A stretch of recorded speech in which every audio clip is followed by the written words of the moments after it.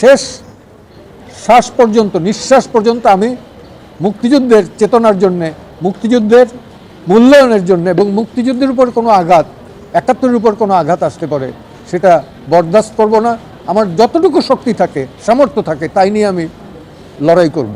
মুক্তিযুদ্ধের উপরে আঘাত আসা এত সহজ না।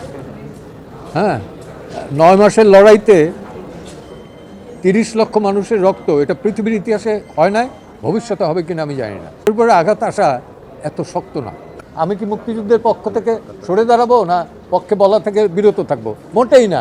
বরঞ্চ যারা মন্তব্য আমি দেখছি অনেক, অন্তত 10% হলেও আমার বিপক্ষে এবং অশালীন উক্তিতে বলে, ওইগুলোই আমি খেয়াল করে দেখি যে কারা এই মন্তব্য করলেন। মূলত মুক্তিযুদ্ধ যারা দেখেন নাই, মুক্তিযুদ্ধের সময় যারা জন্মান নাই, তাদের কাছে আমরা মেসেজটা দিতে পারি না যে মুক্তিযুদ্ধ কেন হয়েছিল, কী কারণে হয়েছিল, কী কারণে তার পূর্ণাঙ্গ সফলতা ব্যর্থ হয়েছে বলেই নতুন প্রজন্ম অনেক সময় বোঝে না। সরকার বিরোধিতা করি নাই, সরকারের কিছু ভুল পদক্ষেপ, ভুল কার্যক্রম, তার আমি বিরোধিতা করেছি, সমালোচনা করেছি। রাজনৈতিক মামলা হলে পরে আমি এটা গ্রহণ করতাম, সেটা আমাকে কষ্টদায়ক হতো না।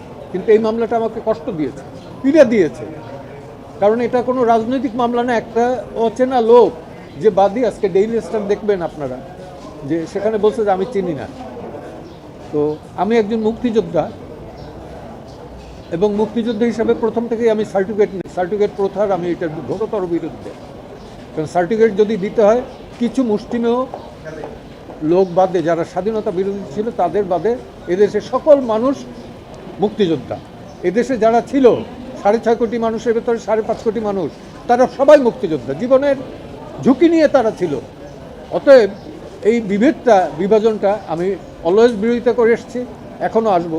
আর দ্বিতীয়ত হলো যে কখনোই মুক্তিযুদ্ধের উপরে কোনো আঘাত আসলে পরে আমার জীবনের শেষ শ্বাস পর্যন্ত নিজেদের চেতনার জন্যে, মুক্তিযুদ্ধের মূল্যায়নের জন্য এবং মুক্তিযুদ্ধের উপর কোনো আঘাত, ৭১-এর উপর কোনো আঘাত আসলে পরে সেটা বরদাস্ত করব না।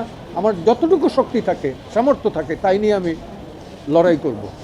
আর আপনাদের মিডিয়ার সকলের প্রতি আমি কৃতজ্ঞ।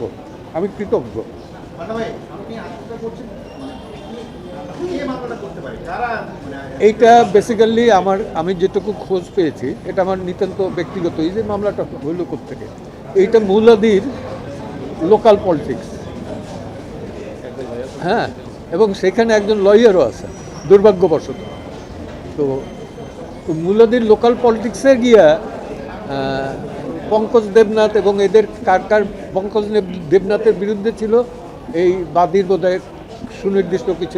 সুপ্রিয় দর্শক, আপনারা যে এতক্ষণ ভিডিওটি দেখলেন পান্না সাহেব কি বলেছিল, যে ৭১-এর যুদ্ধকে যদি কেউ অবমাননা করে তাহলে কাকু ছাড় দিয়ে কথা বলবে না। তার কথাটা কিন্তু ঠিক আছে, কারণ এই ৭১-এর যুদ্ধের বিনিময়ে কিন্তু আমরা এই দেশ স্বাধীন করতে পেরেছি। তাই এই ৭১-এর যুদ্ধকে যদি কেউ অবমাননা করে তাহলে কাউকে ছাড় দিয়ে কথা বলা যাবে না।